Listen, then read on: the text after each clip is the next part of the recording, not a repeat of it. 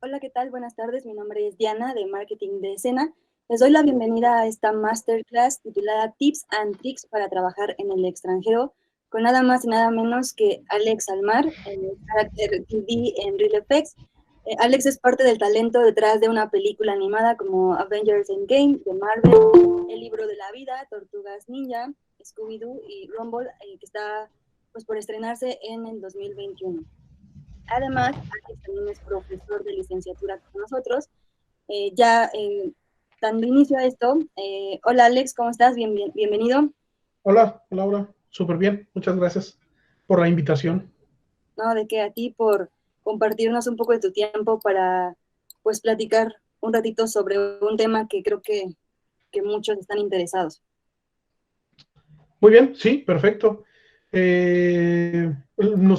Les podrías platicar a ellos un poco la dinámica para las preguntas que platicamos, please. Sí, bueno, a lo largo de esta plática pueden hacer sus preguntas en el chat.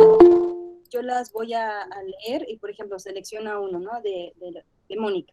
Entonces, pueden abrir su micrófono para que le hagan ustedes directamente la pregunta a Alex, ¿no? Pero para que no sea como mucho ruido y sea, pues, más, pues, para que no haya mucho ruido y no sea como mucho desorden, solamente quien va a hacer la pregunta, pues, es el que prende su micrófono, ¿vale? Muy bien, sí. Por mí así está perfecto. Por favor, no se queden con ninguna duda. Justo es un poco la dinámica, ¿no? Para eso estamos aquí, para resolver un poco todo eso. Les platico un poco de mí. Yo soy un character TD, lo cual significa que la mayor parte de mi tiempo hago rigging, pero también hacemos cosas como simulación de masa, de grasa, de músculos, como ese tipo de cosas nos toca hacer también. Yo vivo en Canadá, en una ciudad que se llama Montreal, en una provincia que se llama Quebec. Eh, y bueno, Canadá es uno de los pioneros en este asunto del 3D y de la animación, entonces la plática está un poquito enfocada también a esa experiencia, pero igual les voy a contar de otros países, de los tipos de visa que se puede tener como mexicano para poder venir, un poquito de todo eso. Eso es de lo que vamos a estar hablando el día de hoy. Eh, Antes de empezar la presentación como tal, me gustaría decirles una cosita. Lo que me gustaría decirles es que evidentemente yo no soy un agente de migración y mucho menos, y lo que yo les voy a platicar es un poco mi experiencia como un migrante para este país, experiencias de mis amigos, experiencia de gente con la que trabajo.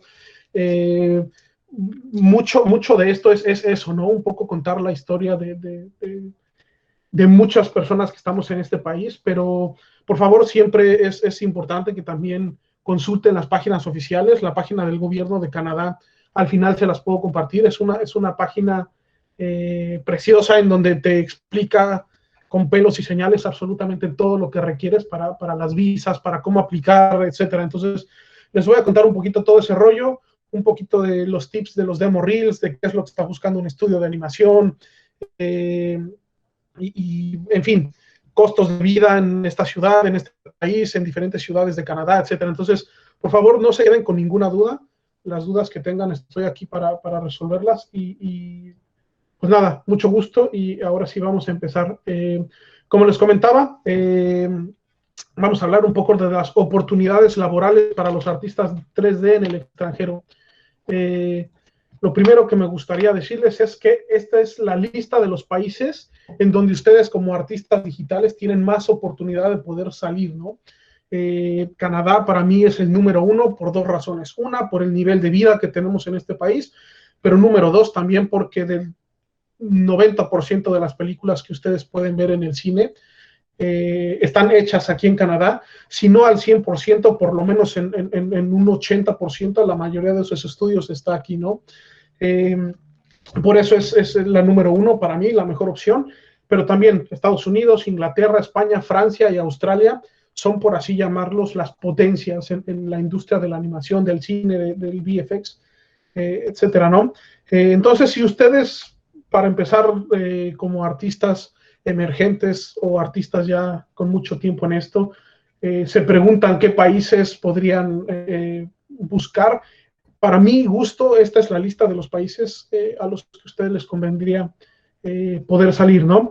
En América Latina, desafortunadamente, no tenemos la infraestructura todavía tan rígida como para considerarnos una potencia. Creo que somos países mucho más consumidores que creadores de contenido. Afortunadamente, creo que se empiezan a dar estos primeros pasos a ser una industria creadora y no consumidora, ¿no? Pero bien, les repito, esta es la lista de los países que yo creo que podrían ser beneficiosos para ustedes. Cada uno tiene evidentemente cuestiones distintas para otorgar una visa.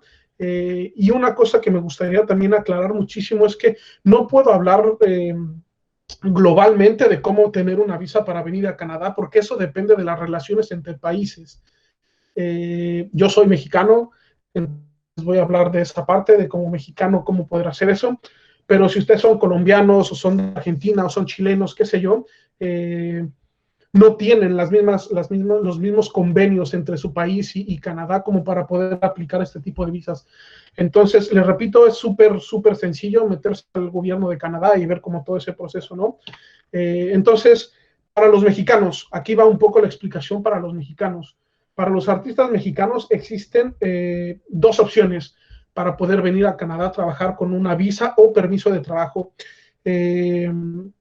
LMIA y NAFTA. Cada uno de ellos tiene evidentemente requerimientos distintos. Cada uno de ellos también para el estudio también implica trámites y papeleos distintos, ¿no? Una duda muy recurrente con personas que me han comentado cómo pueden hacer para venir es, yo tengo que hacer el trámite, lo hace alguien allá, lo hago en México, lo hago en Canadá, o cómo es que se hace. Les explico un poco. La situación real de todo esto es que el estudio aquí en Canadá es quien hace el trámite, mientras tú estás en México en espera de una respuesta de parte del gobierno. Una vez que pasan entre 3 y, si no mal recuerdo, 9 semanas, es el periodo que puede tardar un papeleo aquí en Canadá, y es positivo, y te dan la oportunidad de decir, ok, listo, puedes venir. No quiere decir que ya esté otorgada la visa. La visa siempre, en todo momento, aunque ya estés dentro de Canadá y tengas que hacer un trámite de visado, siempre depende del agente de migración que te recibe. Si vienes de un vuelo internacional, evidentemente es en el aeropuerto, en el área de migración, te recibe un agente y él es quien decide si entras o no entras. Aunque ya tengas el trabajo aquí, aunque ya tengas la previa aprobación, etcétera, hay 10,000 factores que pueden hacer que ese agente de inmigración termine diciendo si sí o si no acepta ese trámite para que tú puedas entrar, ¿no? Entonces, les voy a explicar un poquito cada una de esas dos opciones y un poquito como lo que los estudios tienen que hacer para nosotros poder obtener esas visas. Entonces, lo primero, LMIA, lo primero que ustedes necesitan para poder aplicar es una oferta laboral. Lo segundo es, necesitan 2 años de experiencia. Esto se necesita porque es la equivalencia a un título universitario. Entonces, para las personas que no estudiaron una carrera, no es el fin. Se puede obtener una visa como estas, pero sí se tiene que tener la experiencia equivalente a esa licenciatura o ingeniería, ¿no? El empleador, es decir, el estudio que los contrata, debe de tener la oferta publicada aquí en Canadá por lo menos durante 90 días. ¿A qué voy con eso? Yo soy un estudio y quiero contratar a un artista de animación. Entonces, yo en mi página y en las páginas oficiales de gobierno tengo que tener abierta esa oferta, y si a los 90 días no hay un candidato apto y yo le puedo comprobar al gobierno de Canadá que durante 90 días ningún canadiense es apto para hacer este trabajo, en ese momento es cuando ya puedo aplicar este tipo de visado, en donde yo como estudio tendría que justificar que no hay un canadiense que pueda hacer este trabajo, y por eso es que estoy trayendo un extranjero, ¿no? Un requisito indispensable que le ponen a los estudios es no haber corrido a nadie los últimos 12 meses. Es decir, el estudio tiene que comprobarle al gobierno que nadie fue despedido los 2 meses anteriores antes de yo poder traer un artista. Y una de las, no quisiera llamarle desventajas, pero una de las cosas que no está tan padre de esta visa es que el gobierno no le otorga ningún beneficio al estudio por traer un extranjero, simplemente le otorga un permiso, ¿ok? Y vamos con el siguiente, NAFTA. El NAFTA implica entre el 60 y el 70% de los aplicantes, es decir, la mayoría de las personas que estamos aquí en Canadá hoy en día, mexicanos, me refiero, o artistas americanos de Estados Unidos, estamos por medio de NAFTA. NAFTA es el Tratado de Libre Comercio, esa es la traducción en español del NAFTA, el Tratado de Libre Comercio de América del Norte. Nosotros como mexicanos pertenecemos a Norteamérica y por eso es que entre Canadá, Estados Unidos y México existe este convenio. ¿Qué es lo que yo como mexicano necesito para venir por NAFTA? Solo dos cosas súper sencillas. Uno, un título universitario y dos, una oferta laboral. Ese título universitario debe de entrar dentro de una lista de carreras que Canadá pide al extranjero. Pero si ustedes estudiaron cualquier cosa relacionada al arte, entra dentro de NAFTA, ya sea diseño gráfico, diseño industrial, diseño de moda, todo lo que tiene que ver absolutamente con artes, entra en este rollo del NAFTA. Entonces, les repito, entre el 60 y el 70% de los aplicantes tenemos un NAFTA, una visa con NAFTA. Son dos cosas muy sencillas, les repito, la oferta laboral y el título universitario, ¿no? Un título que avale ese proceso de estudios. Entonces, estas son las dos formas en las que un artista digital hoy en día puede llegar a Canadá, ¿no? Existen muchas otras, puedes pedir asilo político por violencia, por mil cosas, ¿no? Pero les repito, estas son las dos que abarcan, supongo que el 90-95% de las situaciones en las que podemos estar, ¿vale?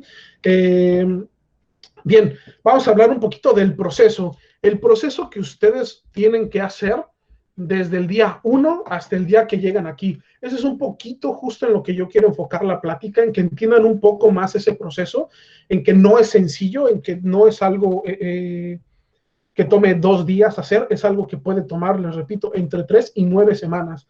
Entonces, por ahí vamos a empezar un poquito esto. ¿Qué es lo primero que necesito? Tener un demo reel, ¿no? Vamos a hablar ahora de los demo reels. Hoy en día, desde mi punto de vista, el 70% de tu presentación ante un estudio es tu demo reel, ¿no?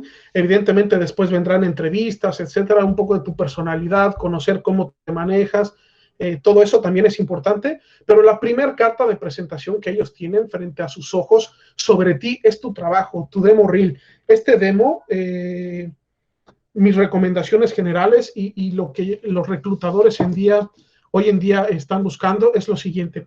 Debe de ser menor de 2 minutos. Algo que es un poco mayor de 2 minutos suele perder un poco como de impacto y de la atención de las personas. Y evidentemente también depende mucho del área a la que vengan a aplicar, ¿no? Les voy a hablar un poco como de lo que yo he vivido y de lo que yo he escuchado y de lo que han platicado conmigo ciertos reclutadores que les gusta ver en nuestros demos, ¿no? Les repito, menor a 2 minutos. La música es un tema muy importante. Muchas veces optamos como artistas por poner algo que nos gusta mucho, algo que sentimos que nos representa a nosotros, una canción que es súper catchy, qué sé yo, ¿no? Por muchas razones tenemos esta tendencia de repente a poner cosas como un factor de distracción. La recomendación es no música, y si es necesario que lleve música, que lleve algo súper tranquilo, que no sea algo muy conocido. Regularmente son estas canciones de librería, mucho como de elevador, ¿no? O como cuando entras al Sanborns, a la librería, son canciones muy sutiles, canciones que no distraigan a la persona justamente de lo importante, que es ver tu demo, ¿no? Que es ver tu trabajo. Otra cosa súper importante, aquí en Canadá las personas son muy confiadas. Confían mucho en que si tú estás presentando algo en tu demo reel, sea tuyo, ¿no? Evidentemente. Pero han tenido muchas malas experiencias. Últimamente se ve mucho demo reel falso de piezas que tomaron tantito de acá, hicieron un pequeño collage y armaron lo suyo, ¿no? Entonces, ahora una de las cosas que buscan mucho también es que tú pongas una pequeña descripción en la parte inferior de tu demo de los aspectos que tú realizaste de la pieza, ¿no? Les voy a contar una historia. Tengo un amigo que se dedica a hacer efectos y le tocó a él participar en reclutar a un nuevo artista y vieron un demo padrísimo, padrísimo, que tenía cosas de Avengers, que tenía cosas muy impactantes, de películas AAA impresionantes, y cuando lo estaban entrevistando, mi amigo le preguntó, mira, a mí me encantó este shot, explícame un poco el breakdown de lo que tú hiciste. Y resultó ser que él había hecho solo las partículas de polvo que salían del zapato de uno de los personajes. No está mal, no quiere decir que es un mal trabajo, no quiere decir que es poco trabajo, no quiere decir que es fácil, pero en general, como no existió una descripción de lo que él había hecho, las personas del estudio pensaron que él había hecho la composición total de ese shot. Entonces también hoy en día es súper importante que ustedes en la descripción pongan qué aspectos realizaron. Si es que es un shot de animación, que pongan si es modelo de ustedes, si es rig de ustedes, si solamente es la animación, si tienen un fondo, si lo hicieron ustedes, etcétera, ¿no? Es un poquito como la descripción de mi trabajo. Entonces, esos son los aspectos del demo. Otra cosa que es importante es que intenten presentar piezas finales, no trabajos en proceso o no capturas directas de malla. Es decir, si son modeladores, no tomen screenshots y los pongan. Si son modeladores, saquen un pequeño render de presentación. Quizá no tiene que ser un render hiperrealista o un render nivel Disney, qué sé yo, pero sí tiene que sentirse como una pieza final. Eso es indispensable. Si su pieza no se siente como una pieza final, por muy bien realizada que esté, el reclutador entiende que está en proceso, ¿no? No es algo que pueda presentar como algo final. Entonces, no sé si al final esa pieza en este punto está muy bien, pero al final va a carecer de ciertos aspectos, o no sé si esa pieza al final va a demostrar mucho más potencial del que ahora puede ser, ¿no? Entonces, siempre es importante un poco, ¿no? Si son riggers, les repito, que se vea un poco el trabajo final, no la captura de malla. Lo que el animador pudo hacer con mi rig, eso es lo importante y eso es lo que ellos quieren ver, ¿no? No quieren ver un rig dentro de malla, yo moviendo los controles. Eso en día hoy no es necesario y no es el approach correcto. Si eres un animador, también piezas finales, ¿no? No me vayas a poner el clásico blocking o un spline, no. Tienes que presentar una pieza final. Si al final de todo no sabes renderear y no puedes renderear, le quitas todos los controles y sacas un play blast solo de la animación.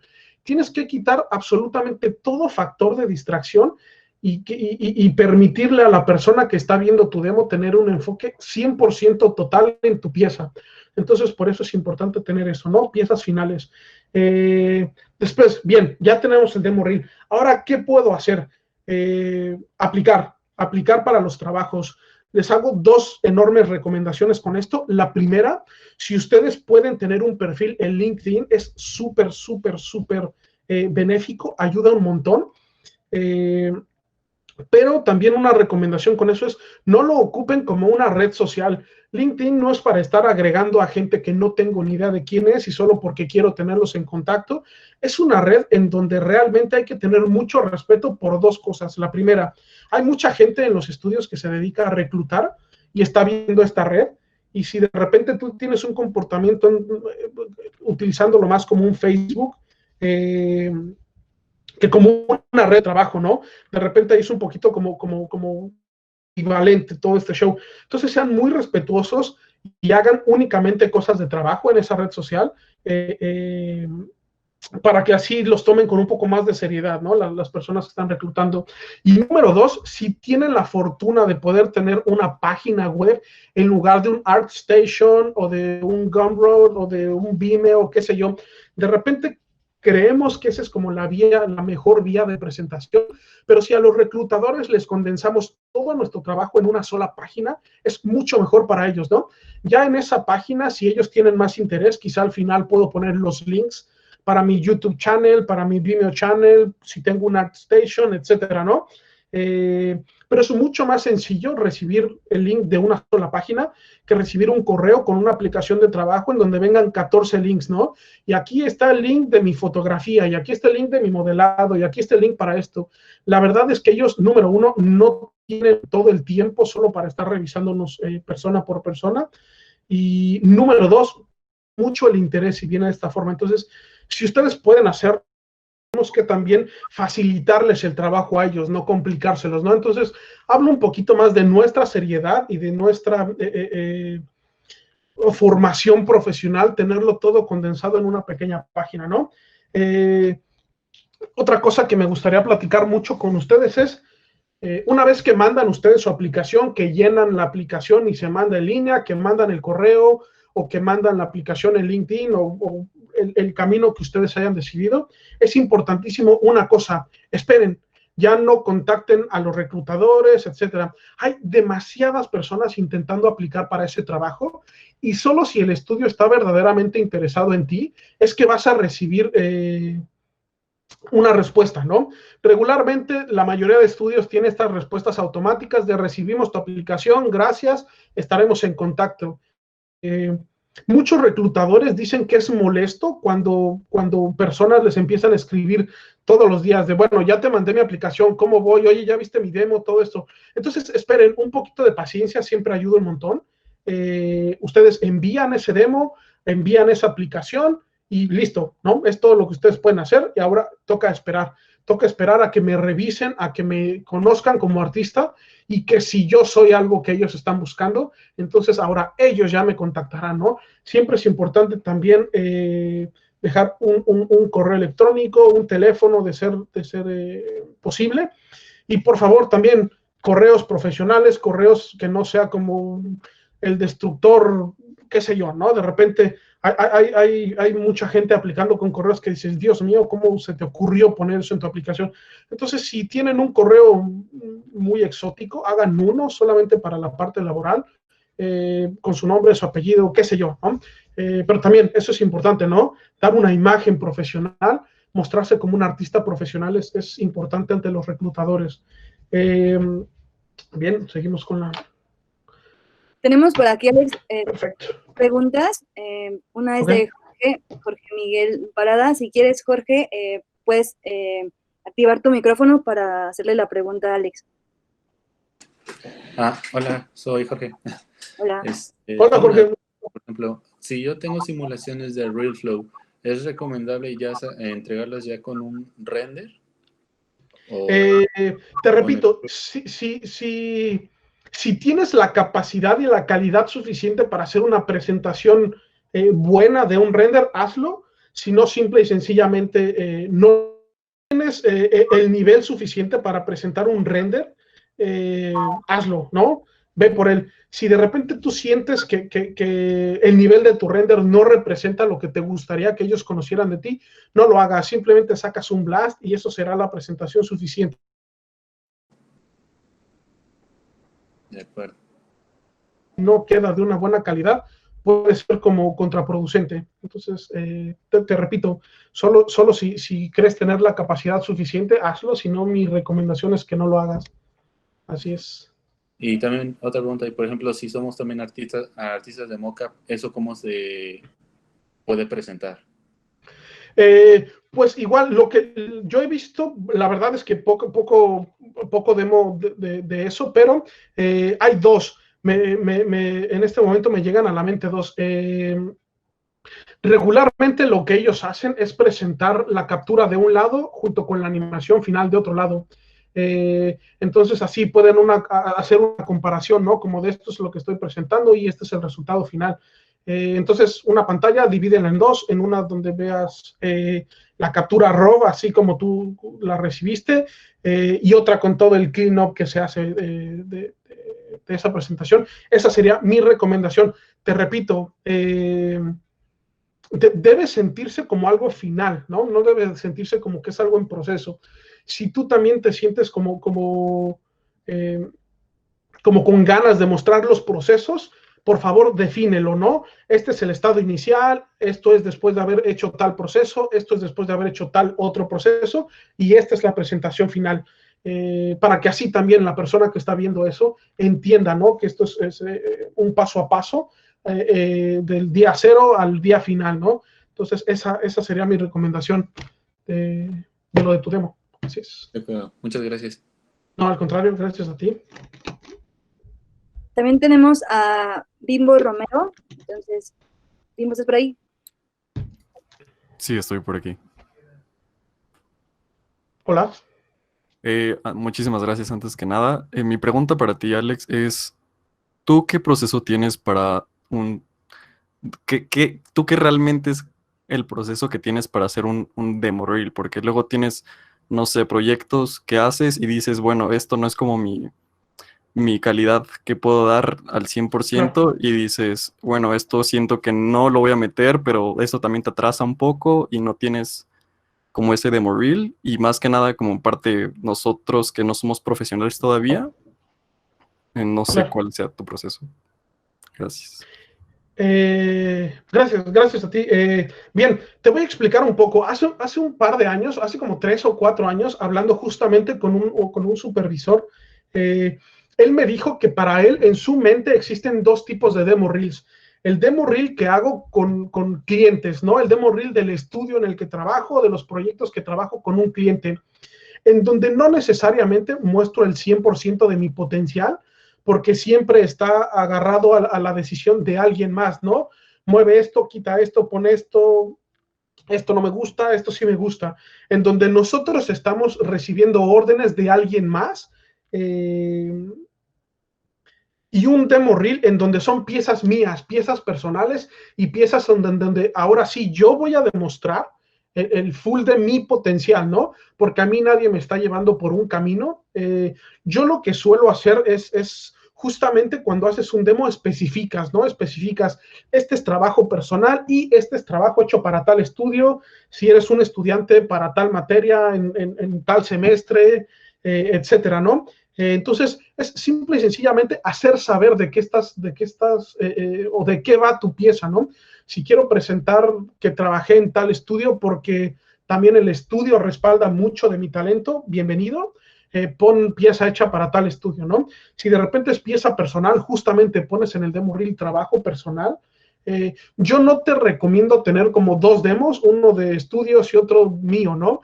Sí te recomiendo que de ambos saques mejores piezas y sea el que tengas como presentación. Así es, eso es lo que yo haría, lo que yo hago y lo que yo te recomiendo.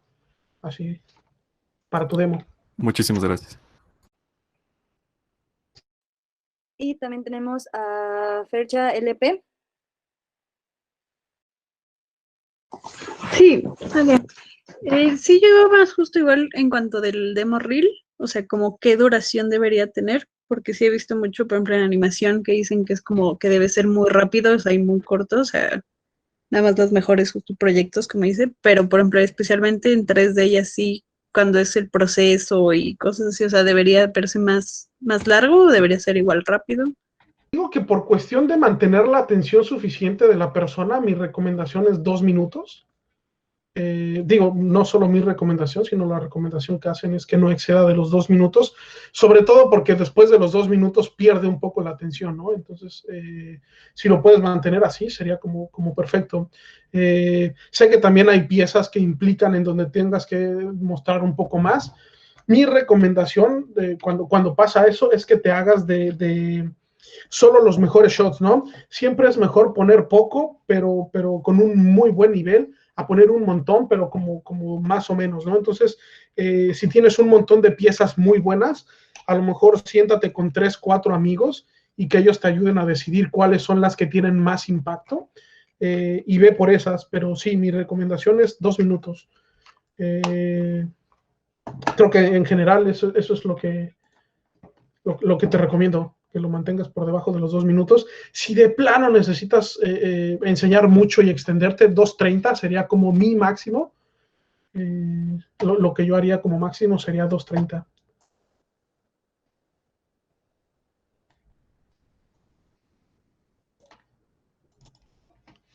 Listo. ¿Sí quedó resuelta tu duda? Sí, sí, gracias. Perfecto. Muy bien.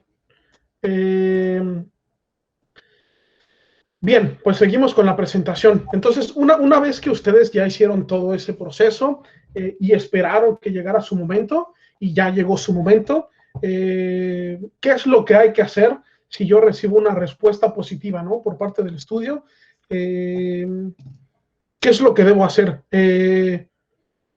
Mi primera recomendación, y no solo mía, sino de la reclutadora que trabaja en mi estudio, es mantener la calma. No mostrarnos con mucha ansiedad o muy como hype al respecto, ¿no? Esto por dos cosas. La reclutadora me comenta que muchas veces se siente cuando los vas a entrevistar o todo este rollo que tienen como una sobreexaltación, ¿no? Y si bien los canadienses son las personas más amigables y amables y buena onda del universo, tampoco son tontos y esto es un negocio. Entonces van a ocupar eso un poco a su favor, quizá bajándote un poco el sueldo por ver la emoción que tú tienes, te van a ofrecer un sueldo más bajo, quizá un puesto más bajo, quizá muchas cosas, ¿no? Que se pueden dar. Entonces, no sobre emocionen cuando reciben una respuesta positiva. Todavía hay un largo camino como para llegar hasta la firma de un contrato, ¿no? Entonces, sean tranquilos, respondan bien, respondan educadamente, sin decir, wow, gracias, lo máximo, creí que nunca me contestarían, es mi sueño hecho realidad, este momento impactará mi vida para el resto de mis días, etcétera, ¿no? Entonces, sean tranquilos, pero también enfoquen ahora su energía en venderse como un gran artista para poder dar ese paso, ¿no? Primero, mantener la calma, si lucimos desesperados, ya los expliqué. La mayoría de los estudios, no solo en Canadá, sino en el mundo, tienen dos procesos distintos para las entrevistas. La primera entrevista regularmente siempre va a ser con un reclutador, con alguien que pertenece a recursos humanos, y van a hablar de temas como, oye, ¿cuándo te titulaste? Oye, ¿dónde trabajas? Oye, ¿dónde vives? Como cosas que no tienen mucho que ver con tu trabajo como artista, sino son cosas mucho más personales, ¿no? ¿Qué edad tienes? ¿Cuánto tiempo tienes de experiencia? ¿Qué me puedes decir de el por qué vienes a Canadá? ¿Por qué te interesó venir a Canadá? Etcétera, ¿no? Todo ese tipo de asuntos, en donde ellos evidentemente están analizando, número uno, nuestra interacción, ¿no? Están analizando esa interacción que tenemos con una persona del estudio, están analizando también nuestras respuestas, la veracidad de nuestras respuestas y que lo que estemos diciendo coincide con las cosas que hayamos puesto en esa aplicación, ¿no?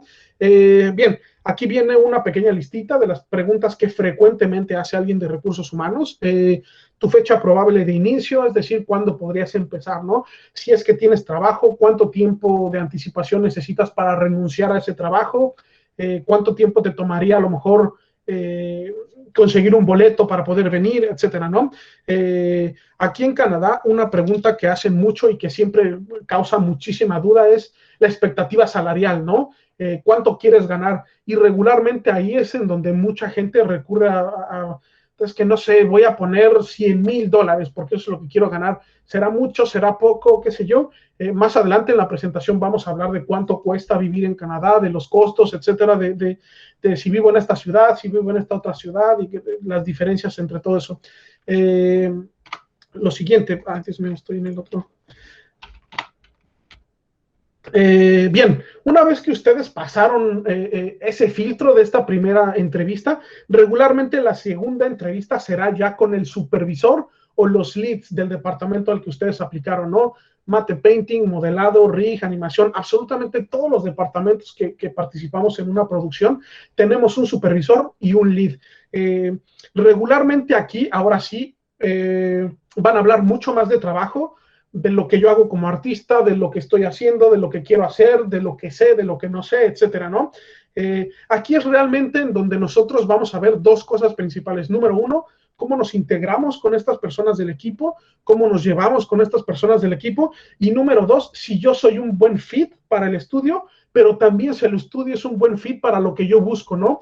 Muchas veces yo soy un gran artista de rigging, pero soy un rigger realista, ¿no? Y los siguientes 3 proyectos de este estudio son cartoon al 100%.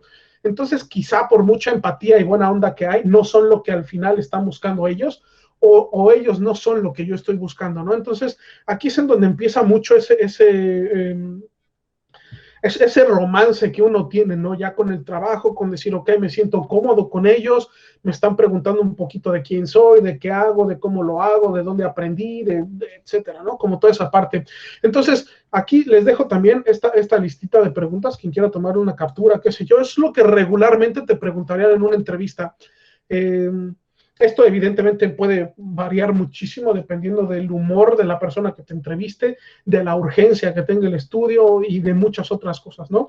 Pero bien, esto es como un común denominador, por así llamarlo. Y por ahí alguien vi que salieron un par de preguntas, no sé si me puedo ayudar con eso.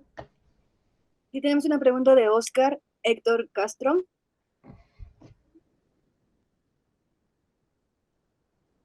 Oscar, ¿sigues por ahí? Muy buenas noches. Buenas noches. Hola. Hola, Alex. Mi pregunta es más apuntada al tema del visado. Muchos estudios, cuando vas a aplicar y llenar el formulario, hacen mucho hincapié con el tema del visado. Si les vas a pedir o demás ayuda con el visado o ya tenés una visa de trabajo. Esto es motivo de descarte, digamos, como profesional, por el estilo, y también si ayuda el caso de no tener una visa latinoamericana, sino tener una visa con una ciudadanía europea. Muchas gracias. Para Canadá, regularmente es mucho más fácil si eres latino que si eres europeo. Europa y Canadá no tienen la mejor de las relaciones en cuanto a aspectos laborales, pero con América Latina tienen una mucho mejor relación, entonces realmente ayuda. Y dos, el tema del visado sí, realmente sí impacta, o sea, si tú en un recuadro llenas que ya tienes una visa válida de trabajo, es mucho más sencillo, ¿no? Que número uno, ya estás aquí, o número dos, ya no tengo que yo como estudio hacer un trámite, pero tampoco es algo que te descarte por completo. Yo les platico un poco los estudios en los que he tenido la oportunidad de trabajar aquí en Canadá. Yo creo que entre el 40 y el 60% de los artistas son artistas extranjeros. Entonces, realmente los estudios están muy, muy acostumbrados a tener que tramitar visas para extranjeros. Entonces, no es totalmente un bloqueo, pero evidentemente si ya la tienes, sí facilita muchísimo todo el asunto de poder obtener la visa. Y te repito, desde mi experiencia y lo que yo sé con mis amigos europeos, es que para ellos es mucho, mucho más complicado obtener una visa que para los latinos. Por ejemplo, sé que para los colombianos es bastante sencillo, sé que para los peruanos es un poquito más complicado, sé que para los chilenos también es bastante sencillo, hay un montón de gente de Argentina también, creo que es en teoría bastante sencillo, y aparte de todo, desde mi punto de vista, Sudamérica tiene un nivel artístico mucho más grande que nosotros en México, en Norteamérica. Entonces hay muchísimo, muchísimo sudamericano, y creo que una de las cosas que con Sudamérica es como importante es la edad. Estoy casi seguro que la edad límite para poder conseguir un visado fácil siendo sudamericano es que estés por debajo de los 35 años. Creo que después de los 35 años hay como una complicación ahí de la edad, porque muchas veces los visados dependen como de una puntuación, ¿no? Entonces, 100 puntos si estudiaste una licenciatura, 50 puntos si tienes menos de 20 años, 30 puntos si tienes menos de 25 y 10 puntos si tienes menos de 30, ¿no? Pero más de 30 ya no te otorga puntos. Y si al final la sumatoria de esas cosas dan 500, te puedo otorgar una visa. Si al final dan menos de 500, no te puedo dar una visa. Entonces, por eso es que te digo que hay como restricciones distintas para cada país, pero creo que el límite son 35. El límite son 35. Un par de amigos me han comentado eso, que después de los 35 es mucho, mucho más complicado poder obtener la visa. Así es. No sé si respondí tus preguntas. Sí, con creces. Muchísimas gracias. Gracias a ti. ¿Más preguntas o continuamos? No sé, Diana. Sí, tenemos Alex Arte.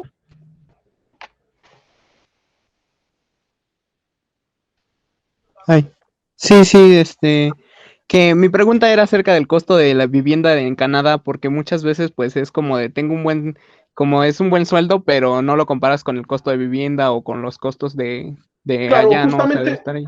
sí, justamente la última parte de la presentación habla totalmente de eso, de los costos, de cuánto cuesta vivir aquí en Montreal comparado con Vancouver, por ejemplo. Entonces, más o menos, y vamos a hacer un ejercicio, ¿no? Me están ofreciendo todo esto, ¿me alcanzaría para vivir o no me alcanzaría para vivir? Y lo podemos hacer con un par de ciudades, por ejemplo, ¿no? Para que te quede mucho más claro. Entonces, si me aguantas unos minutillos, vamos a llegar a eso. Sí, está bien, gracias. Muy bien. ¿Algo más, Diana, o continuamos? Bueno, solo comentarle a Diego, sí, la clase la estamos grabando y la vamos a subir a YouTube y también al sitio de escena, donde la podrán pues ver posteriormente. Y listo, seguimos. ¿Quieres, Alex? Si hablas inglés o francés para un recién egresado de la carrera en México o en Latinoamérica, ¿cómo sería un buen plan de acción para el país de origen y luego apuntar afuera? Gonzalo, perdón, es que estaba leyendo la pregunta, perdón, Diana. Para un recién egresado de la carrera en México o en Latinoamérica, ¿cómo sería un buen plan de acción inicial en el país de origen y luego para apuntar afuera? Yo te voy a contar un poquito mi experiencia y lo que yo le recomiendo a mis amigos cuando me dicen que quieren venir, etcétera. Es el nivel de la gente que sale aquí en las escuelas, sobre todo en aspectos técnicos como rigging, como simulación, etcétera, es muchísimo más elevado que el nivel que tienen los recién egresados en México. Caso concreto, yo tengo un amigo que hace rigging, para mi gusto es un muy buen rigger. Cuando aplicó para venir, mi supervisor me dijo, tu amigo tiene 30 años, pero tiene el nivel de un recién graduado en Canadá. Entonces, yo prefiero traerme a alguien de 20 años al que yo pueda enseñarle a explotar esas habilidades, que alguien de 30 años que ya tiene ciertas mañas para su trabajo y que es un poquito más complicado enseñarle como trucos nuevos, ¿no? Él lo ocupaba, digo, no en tono de burla ni nada, sino esta frase de no le puedes enseñar trucos nuevos a un perro viejo. Entonces, mi recomendación es por lo menos explotar un par de años tus habilidades en tu país, seas de donde seas, para tomar ritmo, para entender un poco la industria, para participar en un estudio y para saber cómo se trabaja. Porque si tú aplicas y por suerte te eligen y vienes en blanco, va a ser muy complicado que tú puedas tomar el ritmo de un estudio grande, de un pipeline y de caer en el lugar perfecto.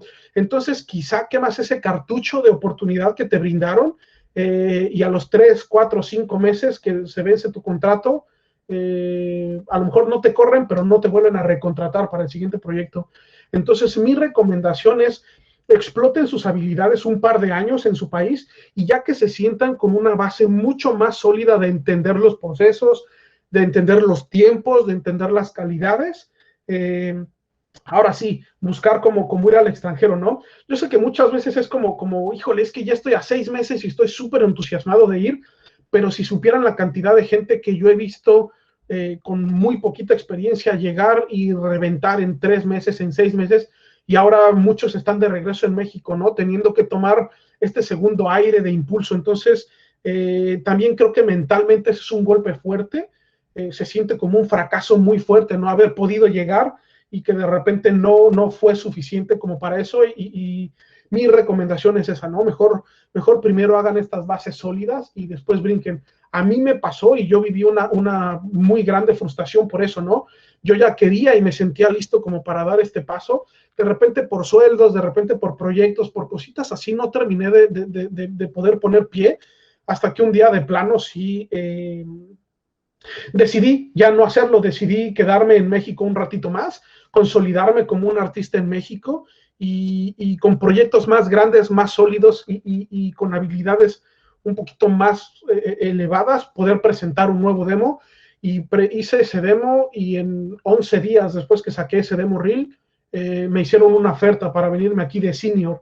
Entonces me brinqué, ¿no? Toda esa parte del trainee, del junior, del mid, etcétera, y llegué directamente como un senior, que esa es otra cosa. Aquí toma mucho tiempo. Si tú eres un recién egresado, a lo mejor los primeros 2 o 3 años vas a tener puestos de junior, luego de mid, otros 2 o 3 años, y luego de senior, pues otros 2 o 3 años, ¿no? Entonces tardaste 10 años en poder escalar esa escalera. Si tú te consolidas como un artista senior en tu país, en donde a lo mejor la industria es un poquito menos exigente, ya puedes llegar aquí y venderte como un artista senior, ¿no? Que también creo que es algo que nos ayuda un poquito de no tener una industria tan desarrollada, que de repente podemos brincar más rápido en nuestros países y a lo mejor allá dejas de ser junior en un año, ¿no? Ya para la siguiente película o para el siguiente proyecto grande, a lo mejor ya soy un mid-level o un senior, ¿no? Dependiendo. Y bien, esa es mi recomendación. Espero haber contestado tu pregunta. Y bueno, seguimos con este asunto. Expectativa salarial. Aquí entramos como en temas un poquito pantanosos y les explico el por qué. A mí no me gusta generalizar estos temas porque puede haber alguien que $1,000 sea el sueldo de su vida y el sueldo soñado, y puede haber alguien que $1,000 ni siquiera lo hagan pararse de su cama para trabajar, ¿no? Entonces es muy complicado poner una balanza realmente en equilibrio en este punto, pero mi recomendación siempre, y me he peleado con gente en Facebook muchísimo cuando me dice, ¿y cómo le hago para saber? Es muy sencillo, vivimos en la era del internet. Aquí les estoy dejando como recomendación esta página que se llama Glassdoor. Si ustedes se meten a Glassdoor, es más, voy a darle clic y aquí está Glassdoor, ¿no? Vamos a ponerle en qué ciudad, en Montreal, y vamos a ponerle qué puesto, Animation, ¿no? Le damos clic y nos muestra inmediatamente todas las ofertas laborales que hay en este momento en Montreal de animador. Y si nos vamos a la parte de salarios, le podemos dar clic en salarios. Creo que mi internet está terrible, ¿no? Bien, de nuevo aquí le ponemos en Montreal. Montreal. Y le ponemos Animation. Nos va a mostrar por estudios, más o menos. Bueno, primero nos va a arrojar un porcentaje general. Aquí dice, ¿no? El salario promedio, el average pay de un animador en Montreal son $62,000 al año, ¿no? $62,000 como promedio. Los más bajos, 34, los más altos, 80. Y aquí, por estudio, nos da más o menos un promedio. Entonces es buenísima esta herramienta, se llama glassdoor.ca, ¿no? Entonces aquí, por ejemplo, ¿no? Framestore, su salario promedio va entre los 72 y los 88. Entonces, si yo apliqué a Framestore y soy un junior y el salario más bajo son 72, cuando me dicen, ¿cuál es tu expectativa salarial? Yo les puedo decir 70, ¿no? Entonces estoy cerca de lo que ellos están esperando que un artista esté cobrando. Y si yo dijera 30 o 25, ahí ya yo solito me estoy perdiendo de toda esta ganancia, ¿no? O si yo dijera 150, evidentemente no entro dentro de su rango y de esa forma automáticamente puedo quedar descartado, ¿no? Este tipo está pidiendo el doble de lo que realmente yo como estudio hoy en día estoy pagando, ¿no? Entonces en Electronic Games los más baratos 21, los más altos 23, ¿no? En NPC los más bajos 32, los más altos 35. Entonces aquí mismo en esta ciudad pueden darse cuenta que hay una diferencia enorme entre los 88 de Framestore y los 35 de NPC, que NPC es uno de los estudios más grandes de todo el mundo, ¿no? Entonces, ahí mismo ustedes pueden empezarse a dar cuenta que es muy complicado poder decir, esto es lo que cobro, esto es lo que quiero, o esto es lo que gano. Pero esta herramienta que les estoy dando, el Glassdoor, es lo mejor que les puede pasar, porque así ustedes se dan una idea, ¿no? Viene, por ejemplo, en este caso, aquí viene por hora entre 15 y 16 dólares, es lo que paga este estudio, ¿no? Este otro entre 20 y 21. Entonces, creo que este es como una súper herramienta, ¿no? Para entender un poco más de todo eso. Mi recomendación es, se meten a esta página, exploran 3, 4, 5 estudios y ustedes mismos sacan ese promedio, ¿no? De qué quiero, de cuánto quiero ganar, de cuánto realmente están pagando y sobre todo ubicarme en el nivel, ¿no? Si estoy contemplando que 80 es el salario más alto, evidentemente ese es el salario de un senior. Si estoy viendo que 30 es el más bajo, evidentemente ese es el de un junior. Entonces, si yo soy un mid-level, obviamente voy a pedir lo que está al centro. Si yo soy un junior, no voy a pedir los 80. Y por el contrario, ¿no? Si yo soy un senior, pues no voy a pedir lo más bajo que tienen ellos como opción. Entonces, esta es una súper herramienta. Por favor, úsenla, compártala en todos lados. No solo es en Canadá, aquí .ca es por Canadá, pero ustedes pueden poner en todo el mundo. Y otra cosa que les pido encarecidamente es que se inscriban. Es súper sencillo inscribirse a Glassdoor. y ustedes pueden poner esto, ¿no? Yo trabajé en tal estudio, gané tanto y estuve tanto tiempo. Entonces, nosotros mismos, si hacemos crecer esta comunidad, le damos valor, ¿no? A este tipo de páginas que nos sirven muchísimo para eso. Entonces, para las personas que tienen duda de cuánto se gana y en qué nivel y en qué estudio, en esta página le ponen la ciudad de este lado, el puesto de este lado y listo. Les va a desplegar una lista enorme de posibilidades, ¿no? De cuánto ganan por hora, de cuánto ganan por año, etcétera. Entonces, ese es como el rollo. Bien, y otra cosa que les recomiendo muchísimo, y aquí venimos ahora sí a la parte de cuánto cuesta vivir en Canadá, es esta otra página. Dios mío, creo que voy a tener que salirme y regresar aquí. Hay una página que se llama TransferWise de Canadá, que nos va a mostrar el costo de vida en Canadá. El costo de vida en Canadá depende de muchas cosas. Número 1, de la provincia en la que vivas, y número 2, de los impuestos que tenga esa provincia. Por ejemplo, yo he vivido en 2 provincias aquí. Viví en British Columbia, en la ciudad de Vancouver, y ahora vivo en la provincia de Quebec, en Montreal. Yo pago muchos más impuestos en Montreal que en British Columbia, ¿no? Entonces, cuando ves que un sueldo es mucho más elevado en Montreal, a lo mejor te dejas ir por la idea de que vas a tener un mejor sueldo, pero al final la retención de impuestos es mucho más grande aquí, entonces ahí es donde puedes empezar como a compensar, ¿no? Esta es una guía general, trae como muchos aspectos de Canadá, se las voy a pegar aquí en el chat para quien tenga como la cosquillita de explorar, del costo de vida aquí en Canadá, ¿no? Vamos a ver cositas y al final vamos a empezar a hacer estos ejercicios, ¿no? Por ejemplo, ¿no? Un apartamento de una habitación en Toronto, el costo es de $2,237 mensuales. Es decir, rentar un apartamento de una habitación en Toronto me salen $2,000. Comparados con lo que sale en Montreal, que son 1,200, es muchísima la diferencia, ¿no? Entonces, bien, ahí podemos empezar. Aquí está una cena para 2 personas en Toronto, $90, aquí en Montreal, $65. El pase mensual que necesitamos para el transporte en Toronto cuesta $150, aquí cuesta $86. Entonces, bien, se pueden empezar como a dar una idea, ¿no? Aquí están las 5 ciudades con las 5 provincias más comunes aquí en Canadá, y vamos a ver un poquito, ¿no? Aquí está. El costo de vida de una persona sin renta en Toronto es de $1,200, ¿no? Anualmente serían $14,000, ¿no? Si eres un estudiante, baja a 800.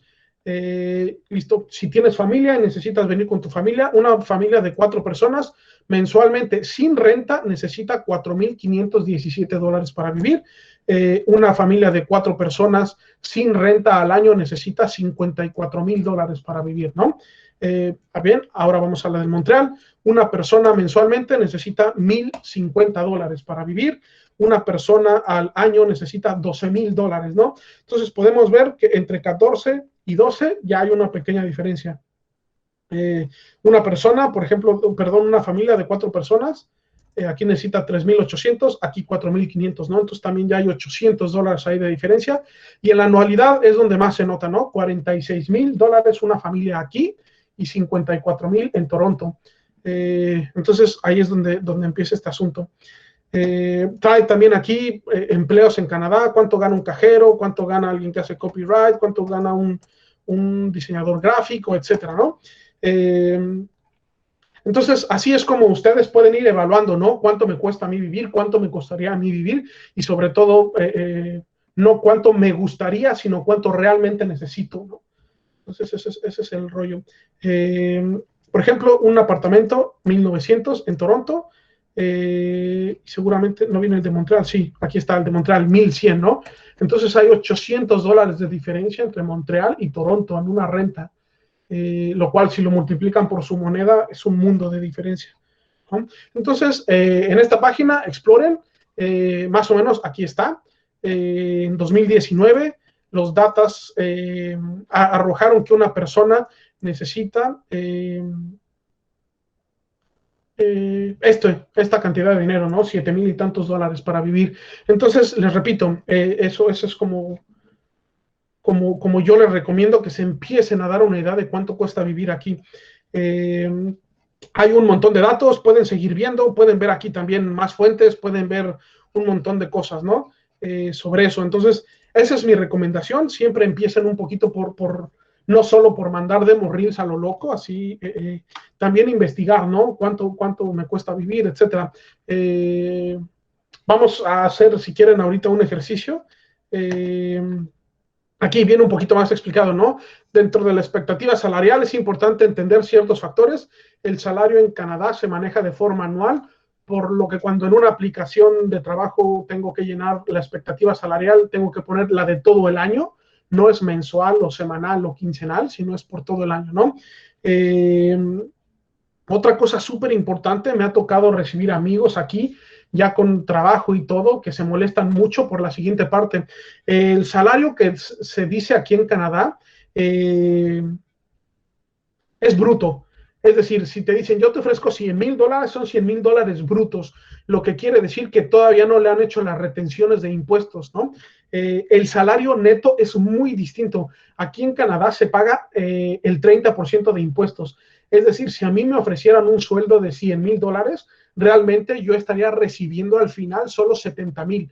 $30,000 se los quedó el gobierno con las retenciones de impuestos. Entonces es muy importante que hagan ese cálculo con un salario neto y no con un salario bruto, porque si yo digo necesito $10,000 mensuales para vivir y me ofrecen $10,000, digo perfecto, ya la hice y al ratito me retienen el 30% y ya solo tengo 7,000 para esos 10,000 que me hacen falta, ¿no? Entonces mensualmente voy a estar en números rojos por $3,000, lo cual es importantísimo. El salario que se les ofrece es bruto, no neto. Por favor, grábenselo con letras rojas. Bien, les repito, el corte de impuestos en Canadá depende de la provincia. Les puse también una paginita aquí y se las voy a copiar de nuevo para quien tenga la cosquillita de ir viendo por su cuenta, pero también vamos a empezar a hacer un ejemplo aquí en vivo, ¿no? Para poderlo ver y que quede con mayor claridad. Les estoy mandando la página oficial en donde yo reviso todo este rollo de los impuestos, etcétera. Vamos a hacer cálculos distintos. El mismo salario en diferentes ciudades, eso es lo que vamos a hacer.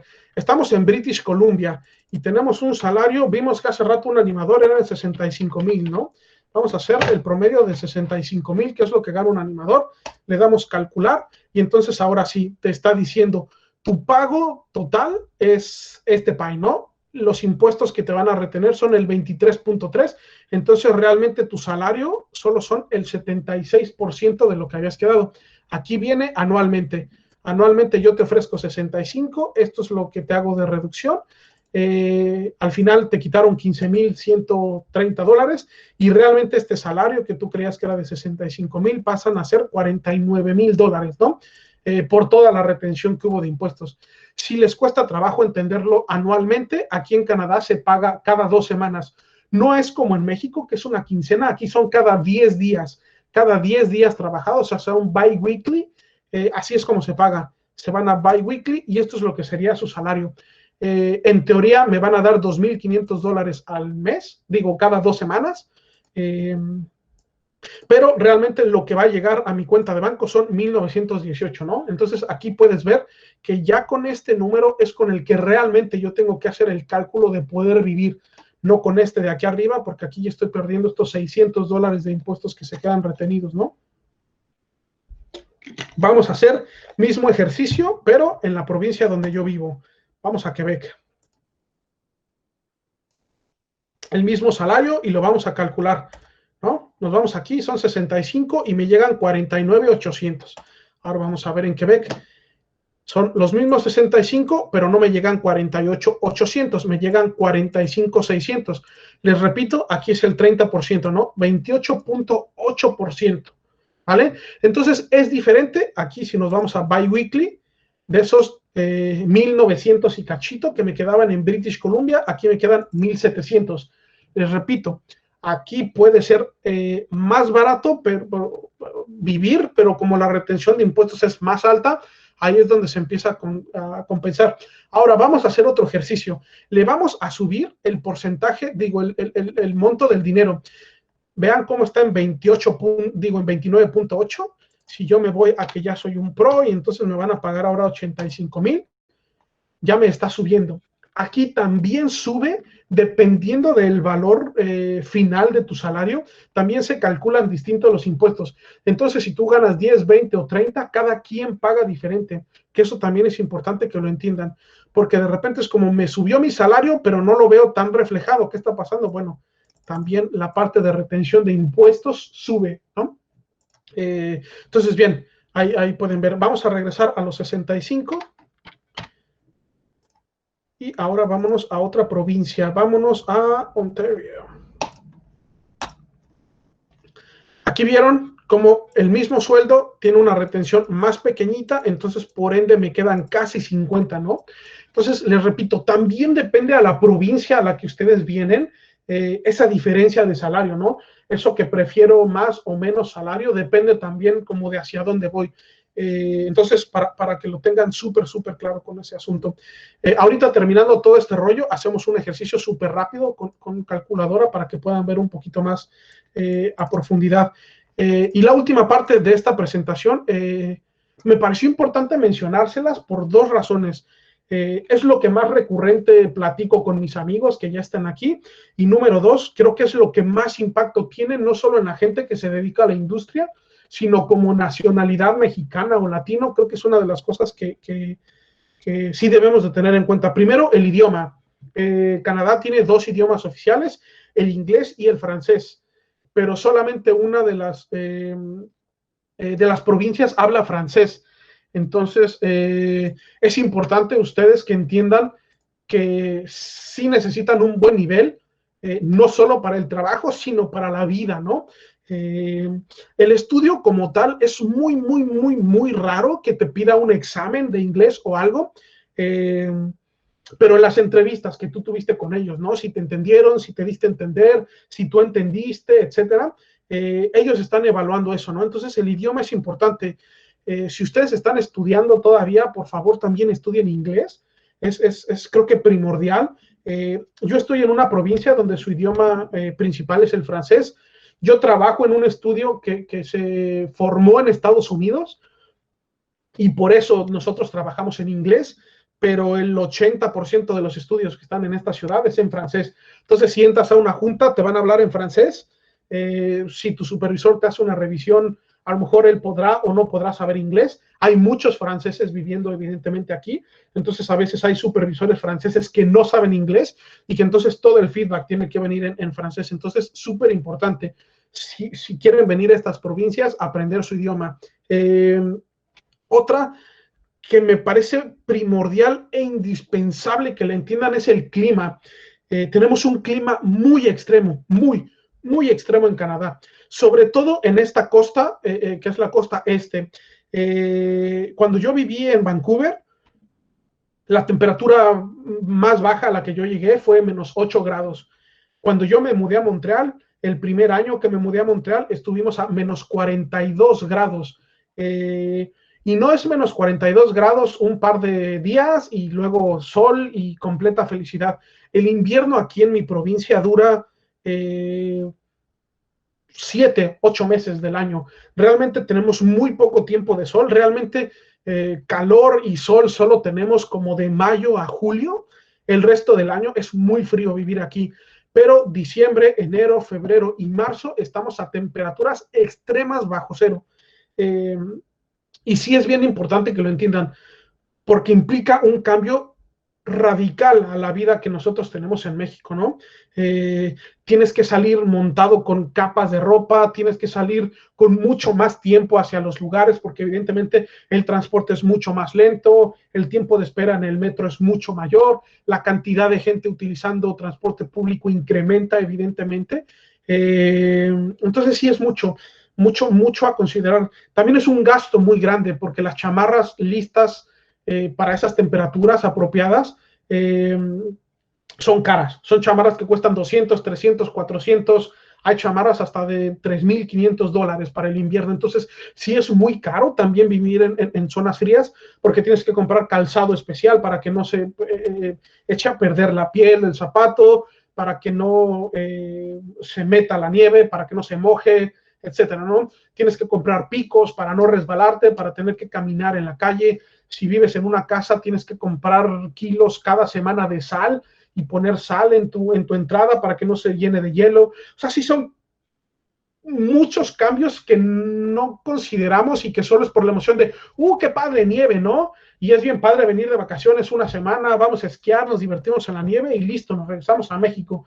Pero vivir aquí sí necesita un ajuste muy grande. A mí me ha tocado ver gente llegar aquí en primavera, pasar la bomba, llega el verano, están encantados porque en el verano llegamos a 35 o a 40 grados, también hace un calor infernal y viven encantados, ¿no? Y llega el otoño y ya se empiezan a quejar del frío, y llega el invierno y se van porque no soportan el frío. Entonces sí me parece súper importante que también entiendan que es un factor muy importante, ¿no? Otro factor que suele impactar muchísimo es la gente. Los canadienses tienen fama de ser muy amables, muy buena onda, son muy gentiles y desde mi punto de vista son las mejores personas que hay en este planeta, pero tienen una vida muy distinta a lo que nosotros tenemos como latinos. Nosotros somos fiesteros, nosotros nos gusta reunirnos, nos gusta salir, nos gusta conocer, nos gusta hacer amistades, nos gusta estar esperando el viernes con mucha ansiedad para ir a tomar, para ir a la fiesta, para hacer... Eso aquí no sucede.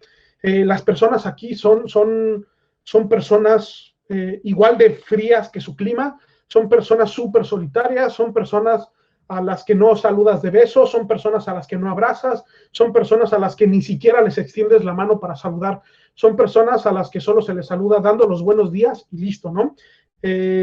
Yo tengo un par de amigos a los que les costó mucho adaptarse a este tipo de vida en Canadá, y sobre todo que sí es muy distinto, ¿no? No es poquito distinto a lo que hacemos. Aquí realmente a lo mejor amigos canadienses puedes hacer un par muy cercanos, pero que vengan con la mentalidad de que aquí no vienen a la fiesta, aquí no vienen al cotorreo, aquí no vienen a reuniones grandes, aquí no vienen a eso. Realmente la gente aquí no lo hace, la gente aquí es muy distante, ¿no? Es gente que está en su casa haciendo sus cosas y listo, ¿no? No tienes mucho más allá que involucrarte. Otra cosa también es, y se los repito porque ha pasado infinidad de veces y a muchos de mis amigos, aquí no llegas a saludar de beso a las niñas, aquí no abrazas ni en un cumpleaños, aquí no, aquí ese tipo de situaciones no. A mí me tocó ver cómo una persona abrazó a la coordinadora el día que llegó, y la coordinadora presentó una queja y lo movieron de equipo. Entonces, no, aquí ese tipo de cosas no se hace, y también es un shock cultural difícil de asimilar, ¿no? De digerir. Y por último, la comida. Aquí la comida es una combinación gigantesca de todos los lugares del universo, de todas estas personas migrantes en este país. Entonces es muy diverso, muy diversa la comida, pero eso lo hace muy caro también.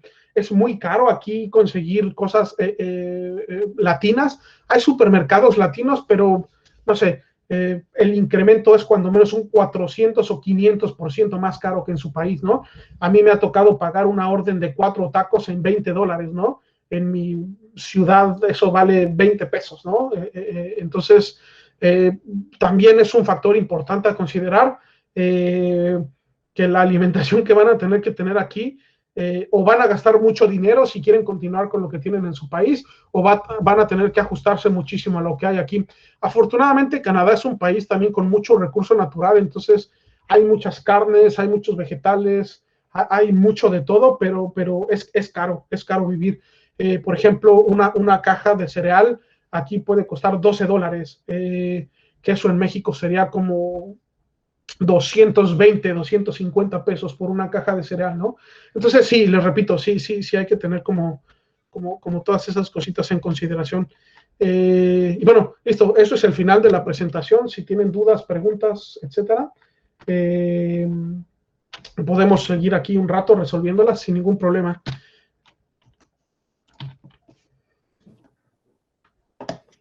Hola, Alex. Hola. Hola, mucho gusto. Muy interesante lo que nos comentas. Yo no tenía idea de todo esto. Y bueno, te quería hacer una pregunta. ¿Qué edad consideras que sería buena como para poder hacer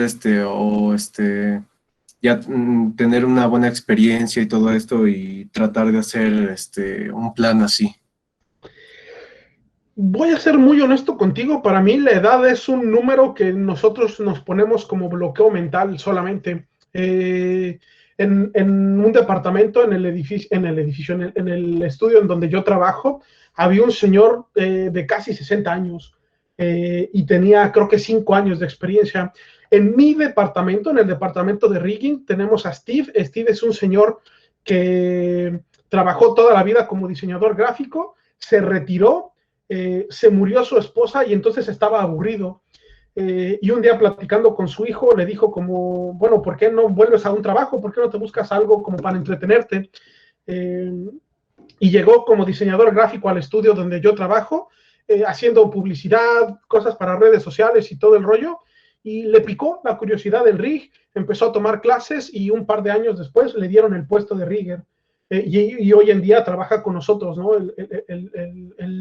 Como artista de rig. Y te repito, yo creo que Steve tiene arriba de 65 sin problema, así sin problema. Entonces, mi punto de vista es, no te fijes en la edad. Yo lo que haría más bien es enfocarme en madurar como artista, y cuando tú sientas que ya lograste en tu país lo que tú querías, ese es el momento para irte, ¿no? Si a lo mejor ya te sientes como atrapado en los mismos trabajos, en los mismos grupos, en este huracán dando vueltas siempre en lo mismo, ese es un buen momento, ¿no? En donde ya exploré todo lo que mi país tiene para brindarme, ¿qué más, no? ¿Qué más sigue? ¿Qué otros horizontes puedo explorar? Porque sobre todo, no sé de dónde sea, si eres mexicano, nosotros no tenemos una restricción de edad para Canadá. Te repito, yo sé que para Europa es hasta más baja, creo que para Europa es entre 30 y 32. Sé que para mis amigos españoles la visa después de los 32 años es casi imposible de obtener. Digo, se puede también, pero te repito, no sé tu edad, no sé tu país, pero yo más que fijarme en cuántos años, me fijaría en la madurez como artística que yo tengo para poder brindar eso. Aquí en Canadá les gusta mucho tener a gente latina porque somos gente con talento, somos gente con entrega, somos gente que realmente cuando vemos que el estudio nos está brindando una vida y una buena onda y todo, somos muy agradecidos, ¿no? Entonces le echamos 250%, ¿no? A diferencia de repente de otros países que lo han tenido todo siempre y entonces por eso no saben valorar. Nosotros que venimos un poquito de esta lucha por descubrir nuestro lugar, creo que somos mucho más guerreros, ¿no? Creo que somos mucho más duros para trabajar. Entonces, te repito, yo no me fijaría en la edad, yo creo que más bien me fijaría en la madurez artística que tú puedes tener para poder dar ese salto, porque, o sea, fuck it, tú inténtalo. La verdad es que es mejor tener 60 años y querer hacer un cambio que tener 20 y querer vivir en la mediocridad para siempre, ¿no? Okay. Vale, muchas gracias, en serio. Y también soy mexicano y tengo 21 años. Súper, mi recomendación es explota un par de años tus habilidades y por los 23, 24, 25 busca madurar ya como artista para poder dar ese brinco. Te repito, si acabas de salir, si tienes poquito, mi recomendación siempre sí es como una palomita, ¿no? O sea, explota en tu país y ven aquí para absorber mucho más, porque si llegas aquí muy novato, te va a costar muchísimo más trabajo poder llegar a niveles altos, ¿no? Trabajo y tiempo, ¿no? Te va a tomar mucho más tiempo. A lo mejor en México es más fácil poderte ubicar en buenos estudios, ir escalando en un par de años, y aquí en un par de años a lo mejor pasas a ser un junior, ¿no? Entonces es mucho más fácil explotar en nuestro país y ya llegar aquí un poquito más consagrado, ¿no? Quizá no siendo el mejor artista del planeta, pero con un poquito más de conocimiento de causa, sobre todo para que no te absorba todo este mundo de información que se necesita para integrarse un estudio, ¿no? Porque no es solo ya estoy enfrente de la computadora y hago mi magia y listo, ¿no? Es cómo me integro al equipo, es cómo me integro al workflow, cómo me integro al pipeline, cómo me integro al software, etcétera, etcétera, etcétera. Entonces, bien, esa es mi recomendación. Vale, muchísimas gracias, Alex. No, por nada. ¿Alguien más?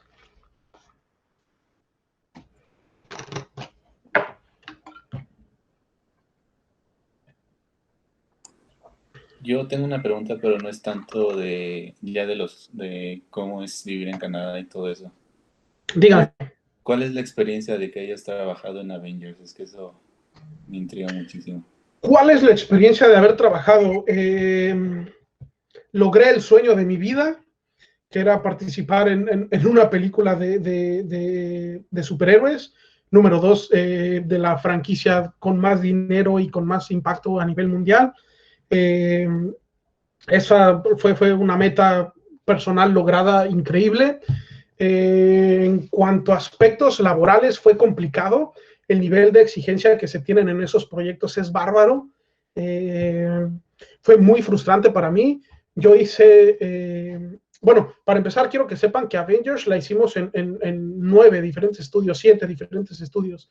No se hace en un solo estudio por muchas razones. Uno, para que en un solo lugar no estén todos los secretos de la película y no puedan llegarle al precio a alguien para que revele, ¿no? Te llegan súper escogidas las partes del guión que le tocan solo a tu estudio. Entonces realmente es como un pastel que lo parten en cuadritos y lo mandan y al final lo ensamblan en un solo lugar, ¿no? Entonces yo hice a un personaje para mi estudio y en otro estudio alguien más lo hizo y en otro estudio alguien más lo hizo y al final hay 5 Hulks, ¿no? No nada más es uno, sino cada quien lo hizo para su estudio, para sus shots, para sus cosas en específico. A mí me tocó colaborar haciendo a Ant-Man. Hice el cuerpo, la captura y eso de la cara, eso no lo hice yo, pero hice el cuerpo, el traje y el casco de Ant-Man.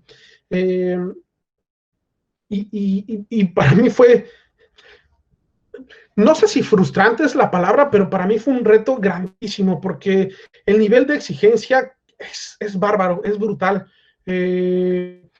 Me tomó casi 5 meses de mi vida hacer un solo personaje para esa película, ¿no? Entonces yo lloraba lágrimas de pánico todos los días, ¿no? Porque creo que nunca me habían exigido en mi vida tanto como artista, pero al mismo tiempo estaba, ¿no? En ese proyecto y estaba en este punto de mi vida donde me sentía soñado.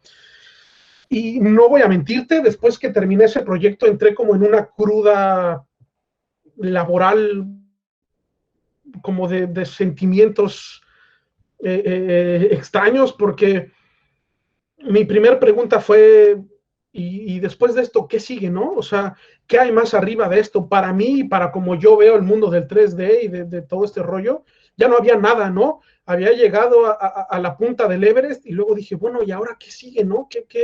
Ahora hacia dónde voy, ahora qué más puedo tener de esto. Entonces, unas cuantas semanas viví como esta cruda de estar haciendo cosas en otros estudios que ya no me exigían eso y que yo fácilmente con unos cuantos clics las lograba y se aprobaban y se iban. Y sí entré en un conflicto muy grande, la verdad. Afortunadamente, tiempo después, como 3 meses después de eso, tuve la oferta de venirme aquí a Montreal a este estudio. Para los que no conozcan el estudio donde yo estoy, si alguien vio el libro de la vida, yo estoy en ese estudio en donde se hizo el libro de la vida. Hicimos Scooby-Doo, hicimos unas partes de la Era de Hielo, ahorita ayudamos a hacer la nueva película de Gru, un montón de proyectos que se hacen en este estudio. Entonces para mí fue ahora como adquirir este nuevo reto de hacer una carrera más en lo cartoon, ¿no? No en el realismo, sino en lo cartoony. Y para mí, yo toda mi vida, a mí no me gusta, bueno, no que no me guste lo que hacen, sino nunca me vi trabajando en Disney o en Pixar o en DreamWorks.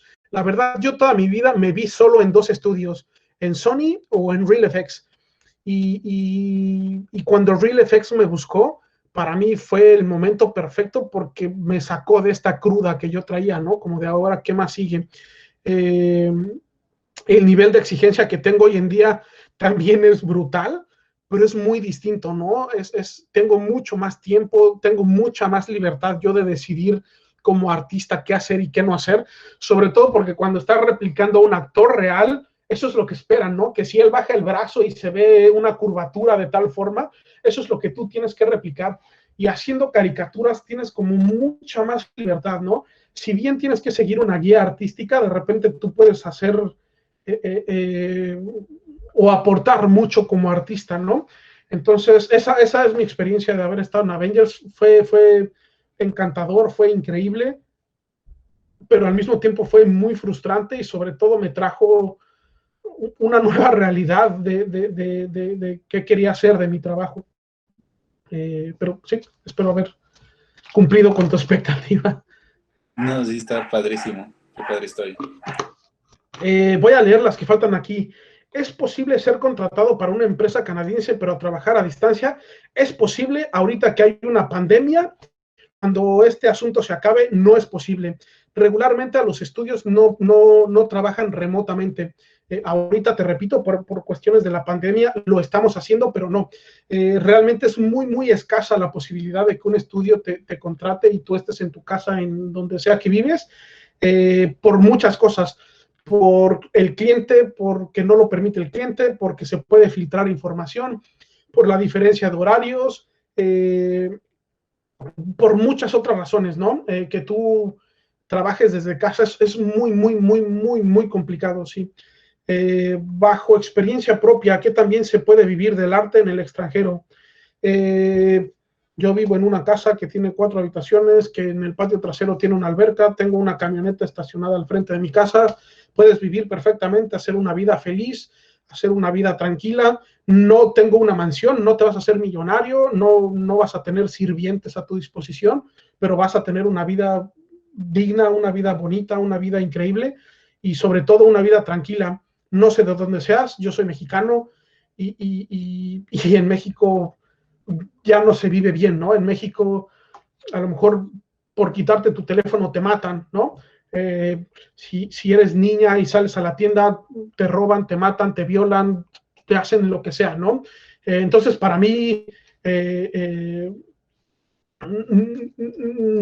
$1,000,000 mensuales valdría la pena si estoy arriesgando mi vida o a mi familia, ¿no? Para obtener nada más dinero. Entonces, sí, puedes vivir bien. Te repito, tampoco voy a tener un Lamborghini estacionado pronto afuera de mi casa, pero vives bien, vives contento, vives feliz, vives relajado, vives sin problemas y sí, creo que incluso aquí en Canadá estamos muchísimo mejor aceptados en la sociedad como artistas que en México, ¿no? Seguramente a la mayoría de ustedes en México les ha pasado, ¿no? Que comentas que eres artista y te dicen, búscate un trabajo de verdad. No, ya en serio, ¿qué haces, no? Aquí, al contrario, cuando dices que eres artista, todo el mundo es como, wow, qué cool, ¿y qué haces? ¿Y cómo le hacen? ¿Y en qué has estado? Entonces, yo siento que hasta eso es mucho más aceptado aquí, ¿no? Luego, ¿en qué empresas de animación trabaja o ha trabajado? Si te tuviera que hacer una recopilación, serían infinidad de trabajos. Hice videojuegos cuando recién empecé, después me fui a Huevo Cartoon, después me fui a un estudio de publicidad, después fui a otro estudio a México a hacer películas,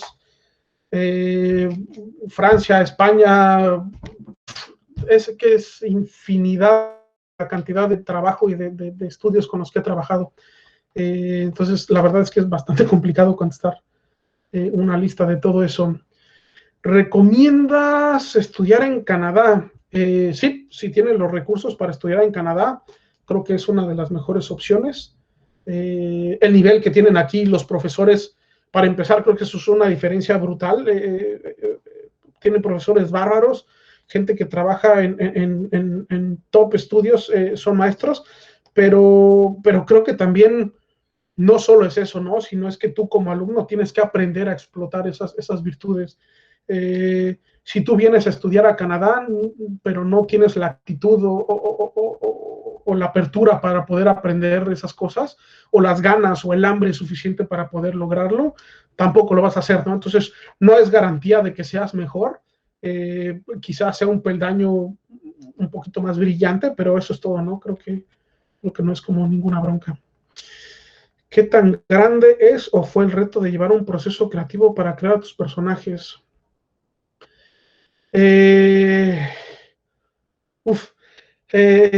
Yo creo que es el struggle más grande que tenemos todos, ¿no? Como artistas, el proceso creativo, el creer en nosotros, en confiar en nosotros. Yo me inspiro muchísimo en mis compañeros, en la gente que me rodea, en el día a día de lo que veo en la televisión. Suelo tener mi Instagram lleno de artistas que a mí me gusta y que me inspiran mucho.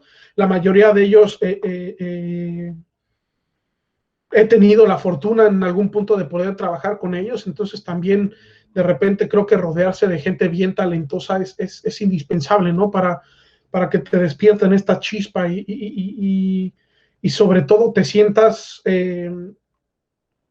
como con la necesidad de estar a su nivel y de llegar a eso, ¿no? Entonces, mi recomendación para eso es, todos tenemos un proceso distinto. Lo que yo hago suele ser eso. Si en algún momento me quiero sentar a hacer algo creativo, primero me invado mucho de imágenes de lo que yo quiero o de los estilos que a mí me gustan, y después de eso haces 3 ideas concretas, ¿no? Y sobre esas 3 ideas es donde yo empiezo a pedir este feedback, ¿no? Mira, quiero hacer esto, le mando screenshots a mis amigos, ¿cómo ves por acá? ¿Te gusta más? ¿Por qué? Etcétera. Y eso enriquece mucho más, ¿no? Ese aspecto. Yo soy artista de concept y animación, no tengo estudios similares, pero me ha llamado la atención explorar esas áreas. Si trabaja de manera autodidacta y me armo un portafolio, ¿tengo oportunidades para trabajar en el extranjero? Sí, te repito, a veces no es necesario el título, ayuda muchísimo, sí ayuda tremendamente de estar titulado, pero hay otras vías, ¿no? Por las que puedes venir sin un estudio que te respalde. Desafortunadamente, a lo mejor de 100 opciones se te reduce a 20, pero bueno, siguen existiendo esas opciones. Pero que no te detenga, hermano, que no te detenga. Camila es niña, que no te detenga eso, que si tú tienes un sueño, ve por él y tardará más, quizá será más complicado, pero llegará, ¿sí? Sin ningún problema. ¿Cuál es tu personaje y superhéroes favoritos? Mi personaje y superhéroes favoritos. Mi superhéroe, creo que mi superhéroe favorito es Black Panther. Y había estado haciendo cosas para Black Panther 2 y luego se canceló en el estudio y fue un show, pero estaba Black Panther. Creo que Black Panther es mi superhéroe favorito. Y mi personaje como de caricaturas, híjole, me lo complicas un montón. Supongo que Dipper Pines de Gravity Falls sería mi personaje favorito. Para el rigging nivel intermedio, Esteban, buena noche. Para el rigging nivel intermedio avanzado, ¿qué cursos o posgrados recomiendas y qué escuelas? Lo primero, desde mi punto de vista, si quieres ser top de la industria, tiene que ser un factor de varias cosas, no solo de una escuela, ¿no? Te repito, la escuela tiene que ser un medio de transmisión de información importante, pero también tú tienes que estar... se los juro que no tiene absolutamente nada que ver con que yo esté ahorita echando la mano en Escena, pero para mi gusto en México, Escena cuenta con la plantilla de maestros mucho más preparada para todo este aspecto del 3D y del concept. Muchos de ellos son mis amigos, trabajé creo que con el 85% de la plantilla de maestros, y les repito, son estos artistas que a mí me inspiran y estas personas que a mí me inspiran, mis compañeros en esta escuela dando clases. Entonces, yo hice un curso en Escena hace no mucho, creo que por ahí anda Rich, ¿no? ¿Andas por ahí, Rich? Creo que te vi por ahí hace ratillo, vi por ahí tú. Él tomó el curso conmigo hace unos cuantos meses, y digo, él podrá decirte un poco más a profundidad si fui bueno o malo, pero te repito, más allá de solo buscar un nombre, busca que las personas que estén al frente de esos grupos sean realmente personas preparadas, ¿no? A mí me tocó estudiar, yo no estudié animación para nada, yo estudié diseño. Me tocó estudiar en una escuela en donde de repente se graduaba una generación y al siguiente semestre ya eran mis maestros, las personas de esa generación, ¿no? Entonces, como que me sacaba un poquito de onda que hoy hace 6 meses tú estabas tomando esta clase y ahora ya me la vas a enseñar, ¿no? Entonces, mi recomendación cuando busquen cursos, escuelas, etcétera, es fíjense en la plantilla de maestros. Les repito, no es por echarnos caramelos en escena, pero tenemos gente que está en Pixar, tenemos gente que está en lugares increíbles de la industria, entonces vete por ahí. Ahorita Juan va a dar un curso, no sé si pronto o si ya haya empezado, pero Juan da cursos de rig en escena también, y Juan es mi amigo, ambos damos rigging ahí, y la verdad es que Juan es brutal, el trabajo que hace Juan es de una calidad impecable. Entonces, te repito, más allá de darte nombres random, lo que te pediría sí es explora bien quiénes van a estar al frente de ese grupo. También hay muchas cosas gratis, hay muchas cosas que por 10, 15 o 20 dólares pueden ser de un buen nivel. Creo que también depende mucho del tiempo que tú tengas para invertir, ¿no? Si tienes una clase completa, tiempo para una clase completa, o si necesitas tutoriales mucho más cortos, pero mucho más concisos de un tema, ¿no? Entonces, creo que esa es mi recomendación. ¿Cuánto tiempo te puede tomar para formarte como un excelente rigger? Yo llevo 9 años riggando y no me considero un excelente rigger, entonces creo que cuando eres un artista la formación no termina nunca, siempre hay nuevos métodos, siempre hay nuevas herramientas, siempre hay nuevos procesos, y también siempre como artista debes de querer más. Entonces, si tu pregunta es ¿cuánto tiempo te tomaría tener un buen nivel? Creo que depende de las horas que tú puedas invertir. Yo me perdí de fiestas, yo me perdí de viajes, yo me perdí de 1000 cosas por quererme consagrar rápido como artista, y me tomó cuando menos 4 años de mi vida llegar a un nivel en donde yo decía, ok, me siento cómodo y ahora sí quiero salir al extranjero, ¿no? Entonces, es complicado, pero te repito, invierte el mayor tiempo que puedas y creo que eso te llevará, ¿no? También depende mucho de tus habilidades, ¿no? A lo mejor era algo que yo le decía con Rick y su grupo, ¿no? Algo que a Ricardo a lo mejor le tomaba 20 minutos, a alguien más le tomaba hora y media, ¿no? Entonces también de repente ahí es complicado decir como después de 125 horas te conviertes en un excelente rigger, ¿no? ¿Qué libros recomiendas para artistas de 3D? Absolutamente todo lo que tenga un impacto visual, velo, explóralo, algo así. Si te refieres a animación, las Biblias de animación, ¿no? Si te refieres a Rig, The Art of Moving Points, creo que es como súper amplia esa pregunta. ¿Piensas lanzar algún curso de TD o Character TD?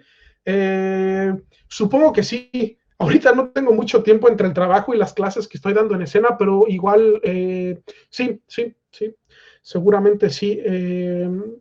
La verdad es que yo con la gente que fundó escena y con los maestros me siento muy cómodo, entonces seguramente si yo hago algo va a ser aquí. Entonces para que estén pendientes, porque lo repito, ahorita la verdad es que este año no creo porque estoy súper saturado, pero seguramente cuando me libere terminemos la película que estamos haciendo ahorita, seguramente tendré más tiempo, entonces quizá sí.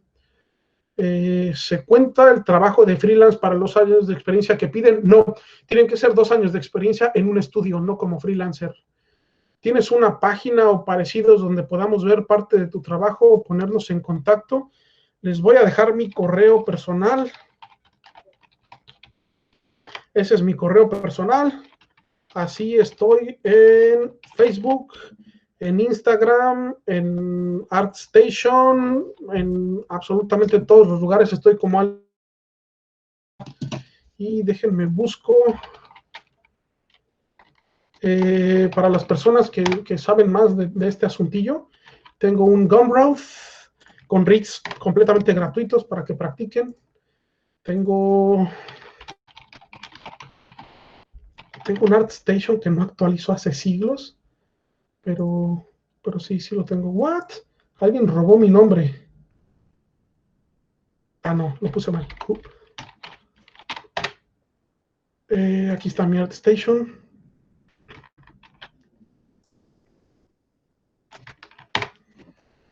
Y tengo mi página web, pero no me acuerdo de cómo es. Entonces, si me aguantan un segundo, Sticky Notes. Creo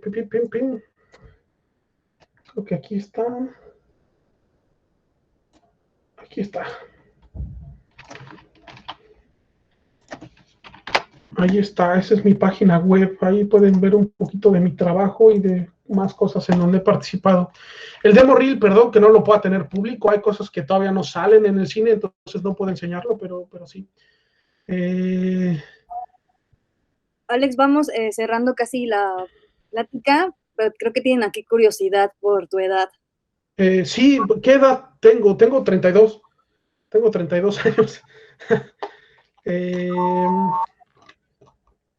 ¿Cuántos años tengo? 32. ¿Qué empresas sobre animado 3D o 2D buenas hay en México para poder obtener experiencia? Mi recomendación es Mighty, Éxodo. Creo que son las dos a las que yo me encantaría.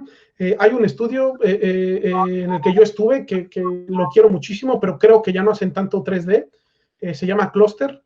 Cluster también es un nivel bárbaro en México para trabajar. Pero Mighty y Éxodo. Creo que Mighty y Éxodo son las mejores empresas mexicanas desde mi punto de vista.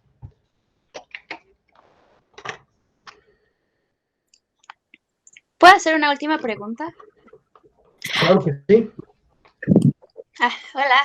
Hola. Bueno, mi pregunta es, ¿cuál es la diferencia en cuanto a trabajar en estudios mexicanos y obviamente extranjeros? Porque pues, siguiendo el consejo que dices que primero agarremos experiencia aquí en México de algunos años para después pedir como ya irnos para allá para aguantar el pipeline y todo eso, pero ¿cuál es la diferencia entre pipelines entre un país y otro? Y si hay mucha diferencia, por ejemplo, entre presentar un demo reel aquí en México a presentarlo en el extranjero.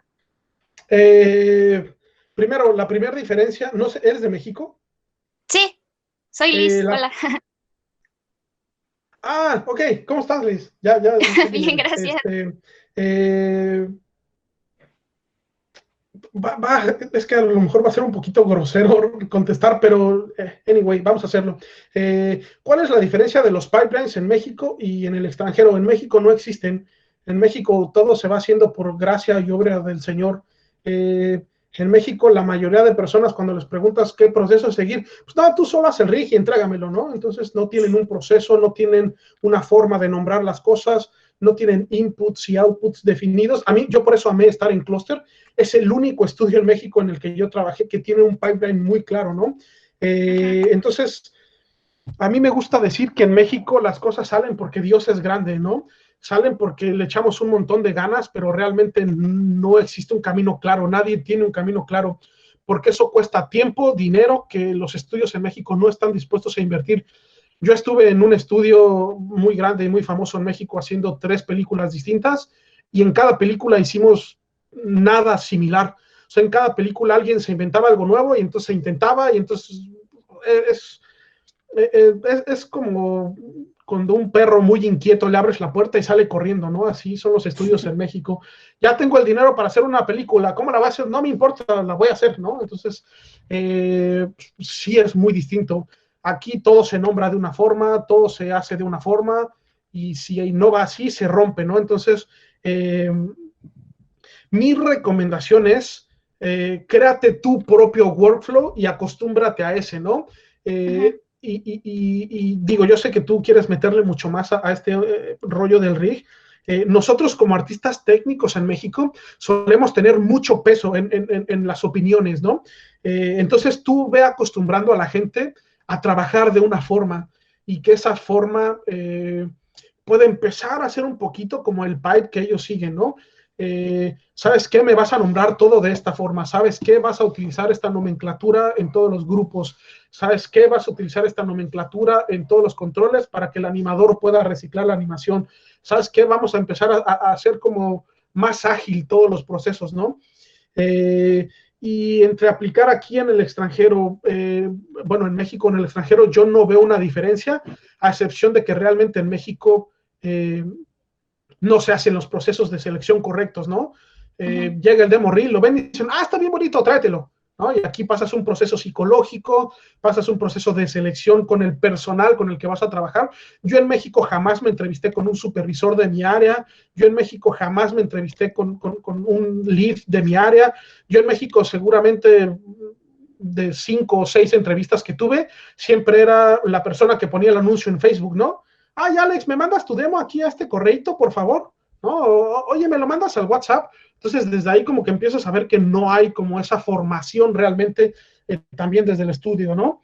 Entonces, no hay una diferencia en cuanto a lo que tú tengas que armar, o sea, no es que aquí les guste ver algo diferente, sino como regla general, pon tus mejores trabajos en un demo, dale crédito a la gente siempre. Nosotros como artistas de RIG a veces cometemos el pecadito de no poner quién hizo el modelo o quién puso la animación. Eso también está súper bien visto, ¿no? Cuando tú subes algo y dices, bueno, lo hizo esta persona, porque a lo mejor eso le da más views, eso le da un poquito como también de vista, ¿no? Hacia su trabajo. Pero no, la verdad es que yo no hago nada distinto aquí a lo que hacía en México. La verdad es que lo único que hago es condensar mis mejores trabajos o lo que yo creo que está bien. Se lo mando a unos cuantos amigos que lo evalúen, que me digan si les gusta y después de eso, listo.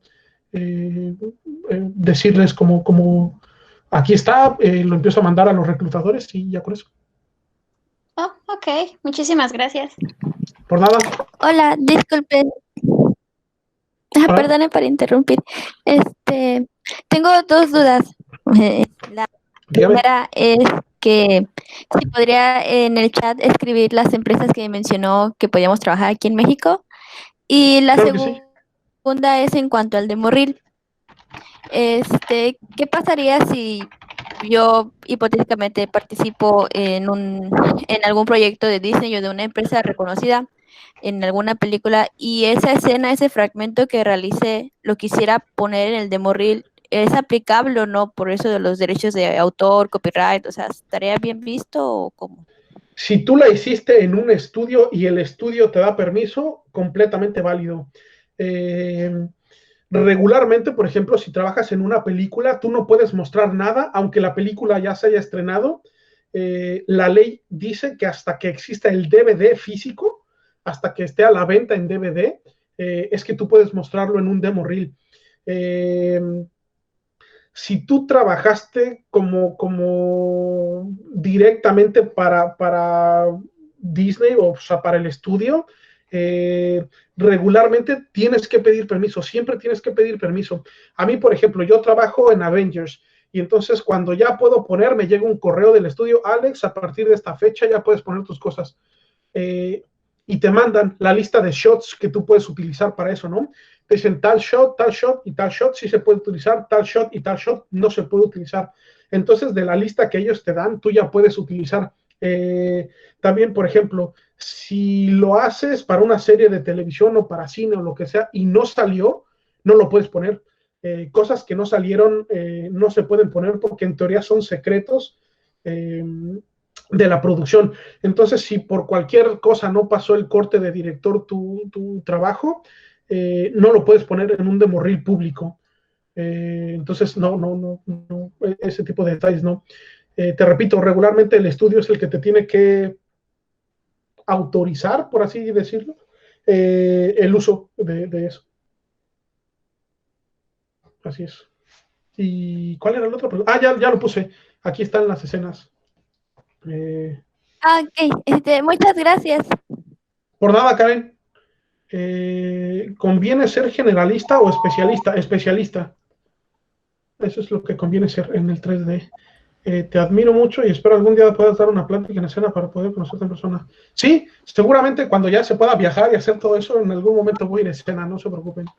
De hecho, tenemos un live con Alex, entonces pueden checar todos nuestros lives. Cada jueves hacemos uno con diferentes artistas, entonces pueden checarlos en la página de escena.edu.mx.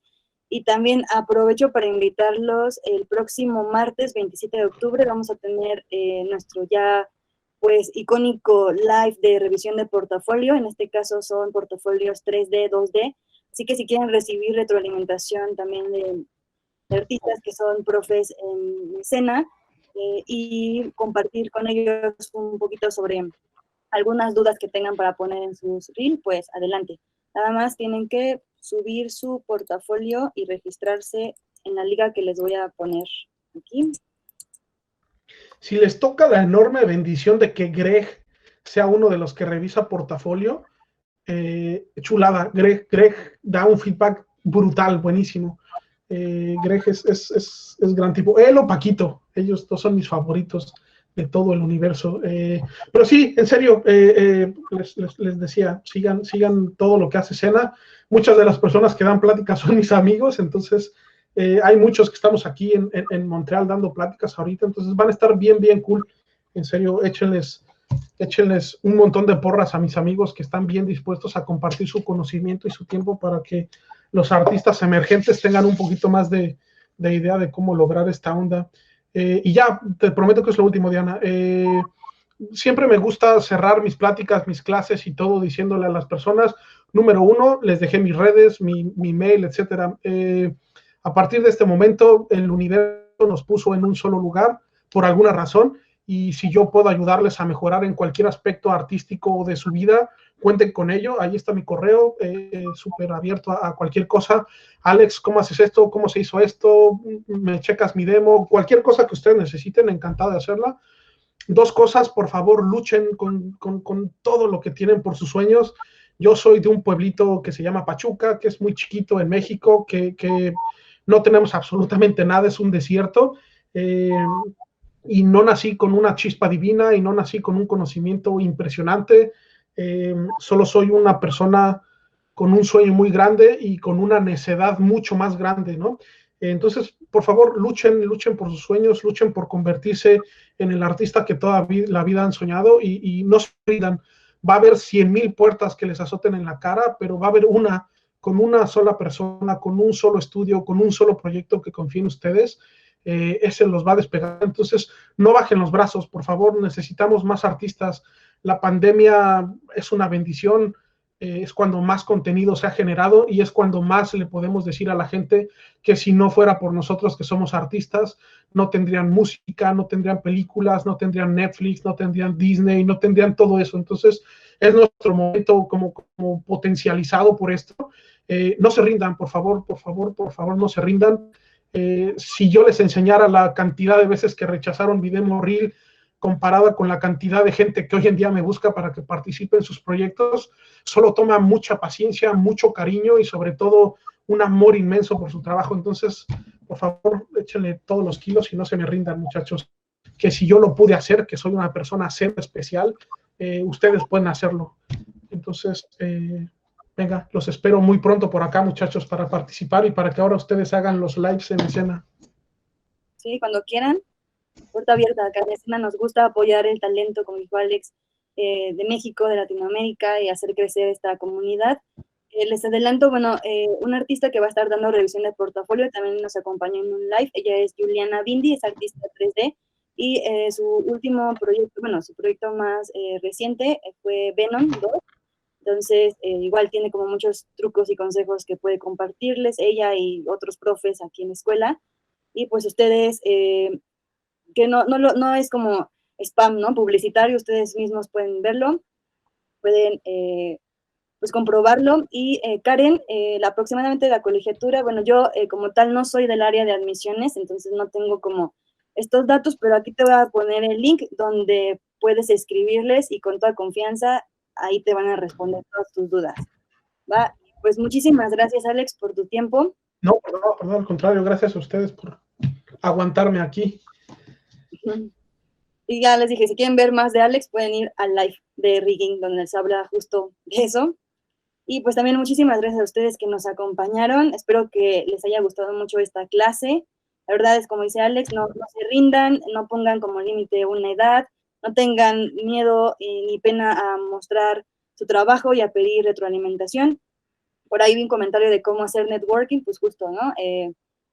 Interactuando en los foros que hay por ejemplo, como grupos de animación, todo esto. Entonces, a veces estás viciado con tu trabajo, que tú lo ves perfecto, ¿no? Pero no está de más que alguien le eche un ojo y te pueda dar justo como comentarios positivos y críticas constructivas. Entonces, pues, estamos en contacto a través de las redes de escena. y nos vemos el próximo jueves con un live a través de Facebook. Muchas gracias, Alex. Gracias a todos y que tengan Por nada, cuídense. Buenas noches. Buenas noches. Bye.